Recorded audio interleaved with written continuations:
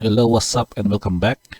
We're just going to have a quick sort of a variation deck feature for standard with this list, and we call this one somewhat that of the typical mono white aggro deck in Murders at Karlov Manor standard, but this time it somewhat goes with a build around for the card, new card, assemble the players. So let's just check what it does.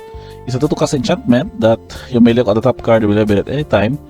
Once each turn, you may cast a creature spell with power 2 or less from the top of your library. So that in a way is a very good card advantage.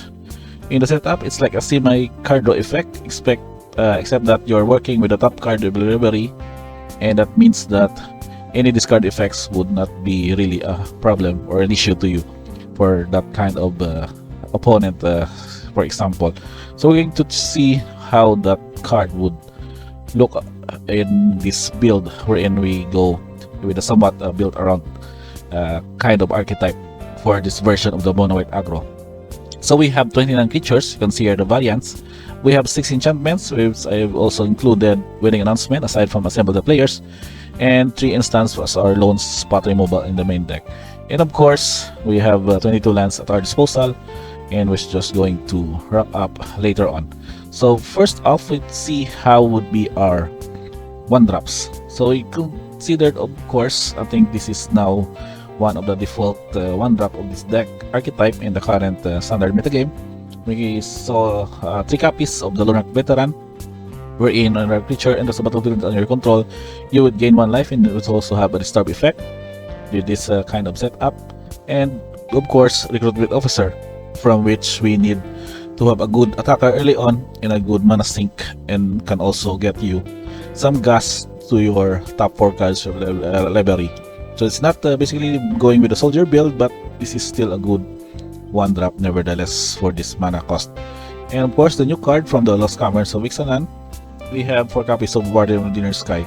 So in a way that also it can become a good 1-drop early on, but can also filter out top card of your library by activating this one. At the same time, it gets bigger, and as long as it has 3 or more counters on it, it will have flying and vigilance.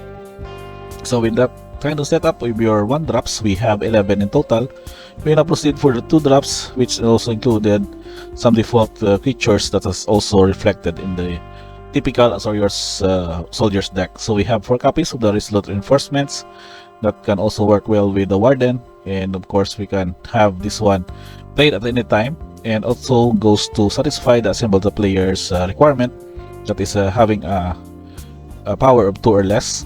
And then we also have Kelan Daring Traveler. So this one would also get you a gas, just adding or casting it for 2 to cast 2/3, that whenever it attacks, reveal the top card of the library. And since you have assembled the players to somewhat check or look at it at any time, you can see if it's a creature card with mana value 2 or less, and put it in your hand if it's that the same creature.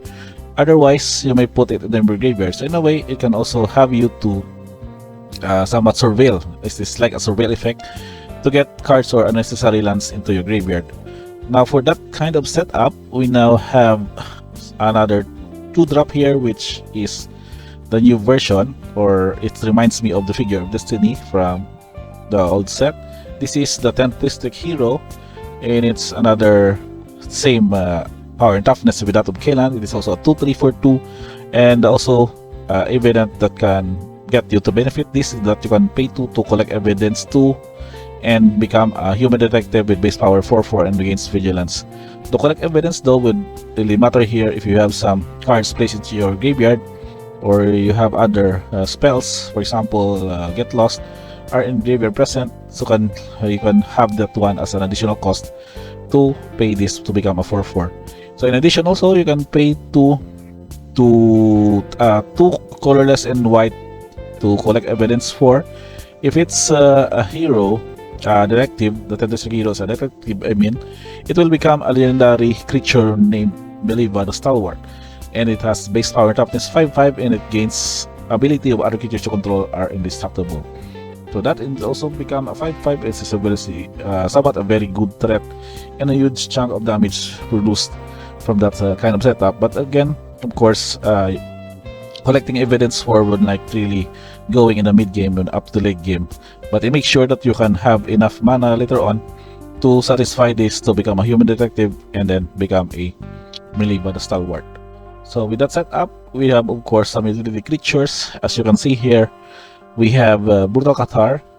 So this is going under the ability of assemble the players. You can comes to play to exile a creature an opponent controls until this leaves the battlefield, and also can flip into night mode as Moonrage Brute as a 3/3 first strike with ward pay 3 life. We have a copy of Loran of the third path, so we need of course main deck of enchantment or artifact removal.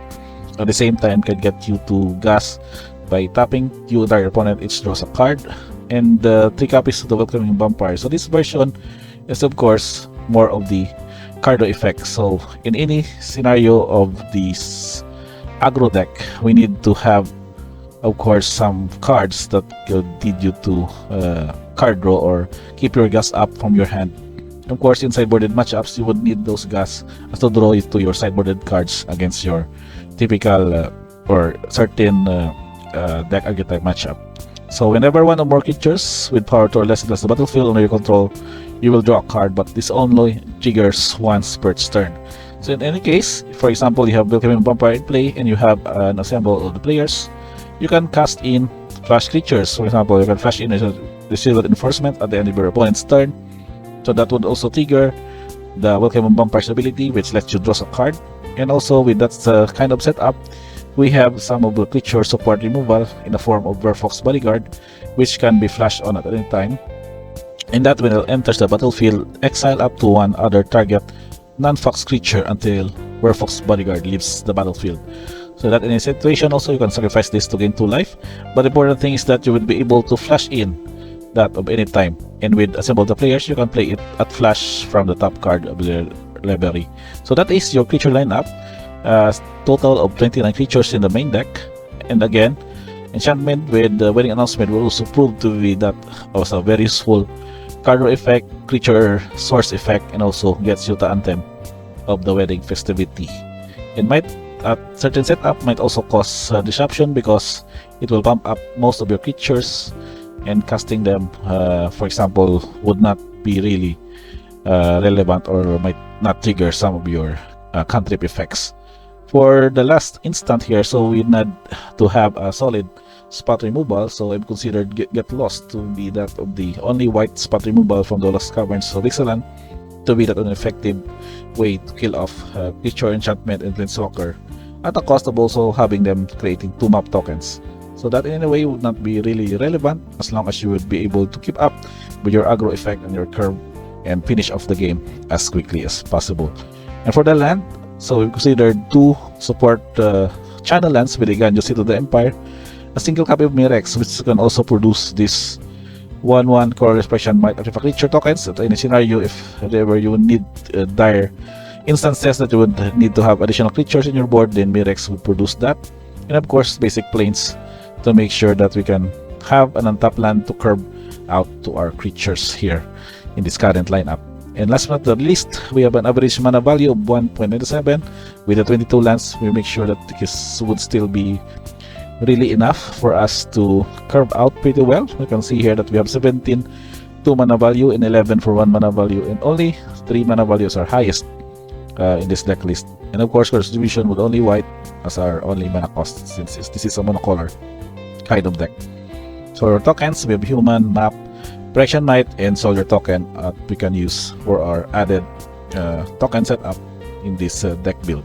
So I think that would be pretty much it for this list. If you're already playing Mono White Aggro in your MTG Online or MTG Arena or in your local game store, just I might suggest that you can try this kind of variants of a deck, which goes with assemble the players as one of your core cards to get you a good flow of aggro or creature spells to quickly get your opponent's life total to 0.